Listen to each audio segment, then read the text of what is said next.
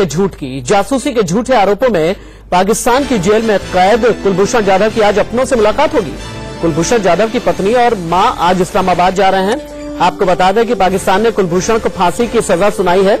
दोनों ही मुलाकात के तय वक्त से कुछ देर पहले ही इस्लामाबाद पहुंचेंगे। इस दौरान इस्लामाबाद में भारत के deputy high commissioner JP Singh भी मौजूद रहेंगे। जाधव इंडियन नेवी के रिटायर्ड ऑफिसर हैं। पाकिस्तान का दावा है कि जाधव को बलूचिस्तान से अरेस्ट किया गया था।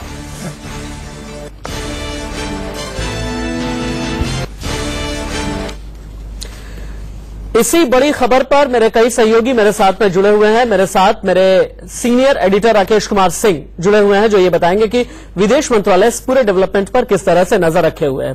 राजीव शर्मा हमें ये बताएंगे कि किस तरह से आईसीजे में और साथ ही साथ अंतर्राष्ट्रीय प्लेटफॉर्म पर पाकिस्तान की किरकिरी हुई है। लेकिन उससे पहले आप ये समझिए कि पाकिस्तान का झूठ क्या रहा और भारत का जवाब क्या रहा। एक एक करके आप समझिए। देखिए, हम आपको ये बताते हैं कि किस तरह से अप्रैल 2017 में इस मामले ने तूल पकड़ा। हम आपको ये भी बताते हैं कि किस तरह से इंटरनेशनल कोर्ट ऑफ जस्टिस में ये मामला गया।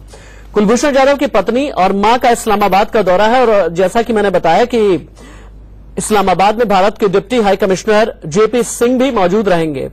पाकिस्तान मिलिट्री कोर्ट ने कुलभूषण जाधव को अशांति फैलाने और जासूसी करने के आरोप में फांसी की सजा सुनाई है। हालांकि आईसीजे ने फांसी पर रोक लगा दी है। मानवीय आधार पर पाकिस्तान ने मुलाकात की इजाजत दी है। हालांकि पाकिस्तान ने पहले यह कहा था कि सिर्फ पत्नी आ सकती है, लेकिन बाद में हिंदुस्तान की तरफ से दबाव बनाया गया और उसके बाद 20 दिसंबर को पाकिस्तान ने पत्नी और मां को यह वीजा दे दिया था। भारत के दबाव के बाद 20 दिसंबर को ही यह वीजा दिया गया था। पाकिस्तान की फॉरेन मिनिस्ट्री में यह मुलाकात होनी है। जाधव की मां पत्नी मीडिया से बात करेंगे या नहीं, ये तय नहीं है। हालांकि पाकिस्तान ने इसकी इजाजत दे दी है। मुलाकात के फौरन बाद ही वापस लौट आएगा परिवार। और कुलभूषण जाधव की पत्नी और मां का आज इस्लामाबाद का दौरा है, जो आज की सबसे बड़ी खबर है।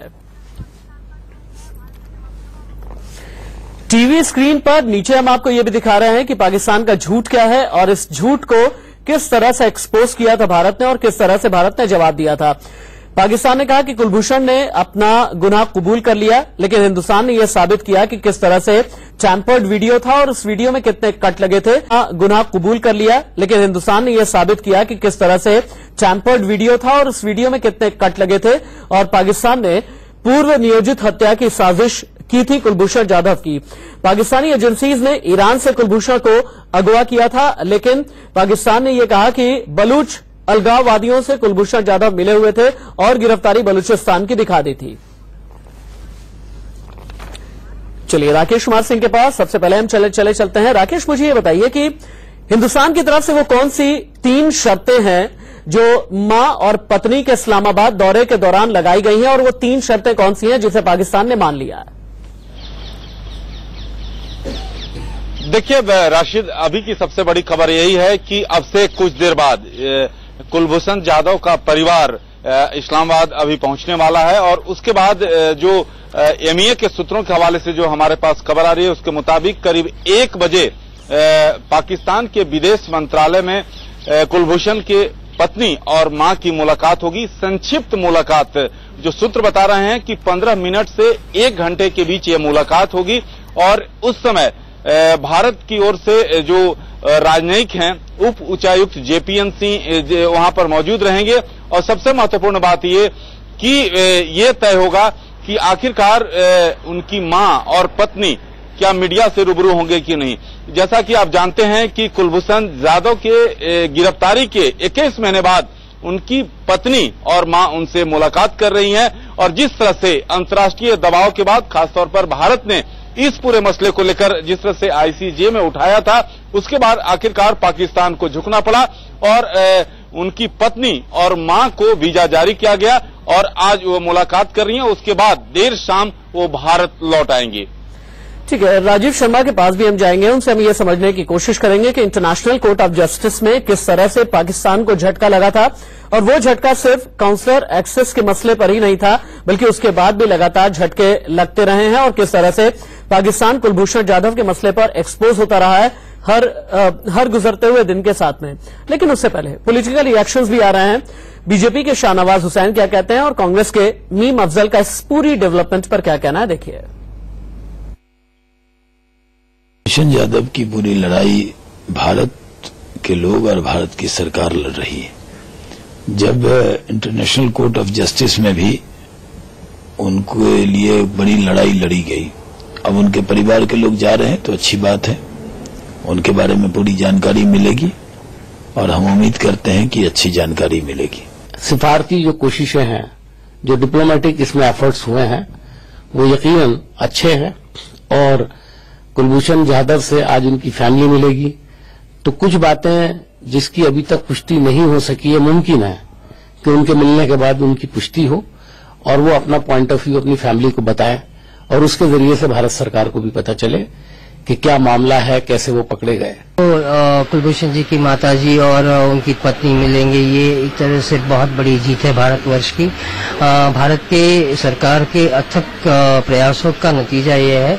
आप देखेंगे कि पिछले 1.5 साल से वो काउंसलर एक्सेस नहीं दे रहे थे पाकिस्तान वाले, ना ही इनकी माताजी को वीजा अलाउड कर रहे थे। तो कहीं न कहीं ये मंशा हमेशा बनी रही कि ये क्या ये मिलने देंगे भी या नहीं देंगे। तो जब आज जाकर ये मिलेंगे, ये बहुत खुशी का मौका है हमारे लिए, इमोशनल मौका है। ये हमें एक स्ट्रेटेजिक जीत लगती है और एक तरह से ये जीतों का सिलसिला जो है, ये श्रृंखला शुरू हो चुका है और जल्द ही कुलभूषण जी हमारे बीच में रहेंगे, ये उम्मीद बन गई है।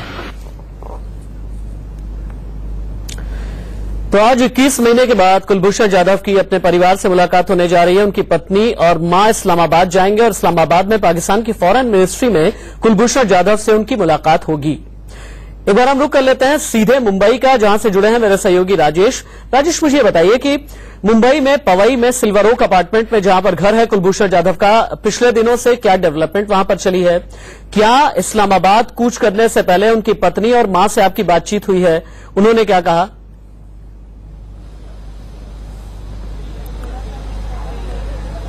देखिए, सिल्वर ओक अपार्टमेंट जो पवई में है वहां पे एक तरीके से सन्नाटा है, लेकिन इस वक्त जहां पे मैं मौजूद हूं वो एनएम जोशी मार्ग इलाका है, जहां पे कुलभूषण जाधव का बचपन गुजरा और यहाँ पे उनके जो दोस्त हैं, बचपन के दोस्त हैं या पड़ोसी हैं, वो लगातार उनके समर्थन में कुछ न कुछ करते रहे हैं, बाइक रैलियां करते रहे हैं या पाकिस्तान को चिट्ठी लिखते रहे हैं। पाकिस्तान को एक मैसेज देने की कोशिश जो है वो इस इलाके से की गई है पिछले कुछ महीनों में। इस वक्त मैं यहाँ मौजूद हूं, उनके जो दोस्त हैं वो लगातार पिछले कुछ दिनों से बाइक रैलियां निकाल रहे हैं उनके समर्थन में, ताकि पाकिस्तान को समझ में आए कि आखिर मामला क्या था। कुलभूषण जाधव कोई टेररिस्ट या कोई जासूस नहीं थे, बल्कि एक आम नागरिक थे जो ईरान में अपने व्यवसाय के लिए गए हुए थे। तो उनके एक दोस्त जो है, उनके एक दोस्त इस वक्त हमारे साथ, उनसे बात करते हैं। आप लोग लगातार बाइक रैलियां यहाँ पे निकाल रहे हैं, क्या मैसेज पाकिस्तान को देना चाहते हैं?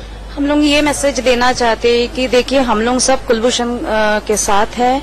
वो एक अच्छा नागरिक है और था, और हम चाहते हैं कि वो जल्द से जल्द वहां से छुटकारा मिले उनको, ताकि वो अपनी एक अच्छी जिंदगी गुजार सके।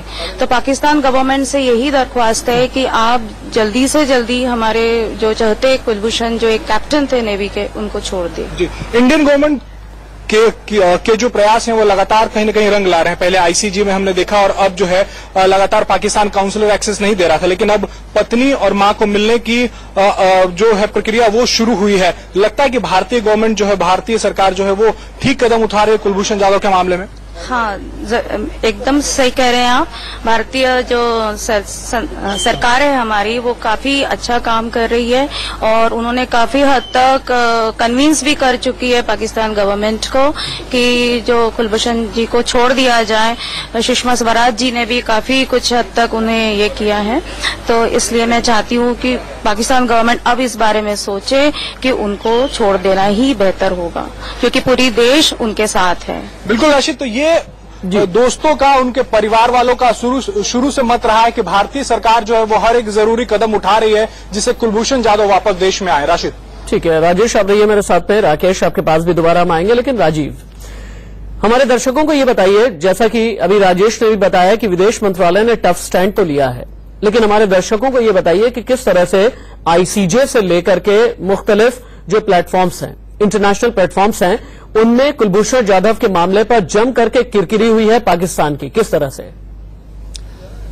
राशिद, अप्रैल 2017 में जब कुलभूषण यादव को आर्मी कोर्ट ने फांसी की सजा सुनाई थी तो ये मामला इंटरनेशनल कोर्ट ऑफ जस्टिस में गया था और वहां पाकिस्तान को शायद पहली हार झेलनी पड़ी थी जब हरीश साल्वे ने प्रतिनिधित्व किया था भारत का और सारे तर्कों की धज्जियां उधेड़ कर रख दी थी। सबसे पहले फांसी की सजा रुकी, हालांकि इसके बाद पाकिस्तान में तमाम तरह के बयान आए कि हम जल्दी से जल्दी कुलभूषण जाधव को फांसी दे देंगे, लेकिन आईसीजे के फैसले को दरकिनार करना आसान नहीं होता। राशिद, इंटरनेशनल टर्म्स होते हैं, आगे के मुकदमों पर, आगे की तमाम चीजों पर असर पड़ता है और उसी की कड़ी में हम देखें कि काउंसलर एक्सेस भी दी गई, पाकिस्तान ने यह भी माना, एक और जगह पाकिस्तान पीछे आया और साथ में पत्नी और मां को मिलने का हक भी दिया। यहां पर लगातार भारत की यह बात ऊपर रही कि इस पूरे मामले में पाकिस्तान ने एक शख्स को अगवा किया और फिर यह पूरी कहानी रची है। लेकिन जिस तरह से प्रक्रियाएं आगे बढ़ रही हैं और जाहिर सी बात है जिस तरह से विदेश मंत्रालय काम कर रहा है, इस मामले में दबाव काम होता दिख रहा है। आगे के आईसीजे में जो अपील होने वाली है और एक बात आगे बढ़ने वाली है,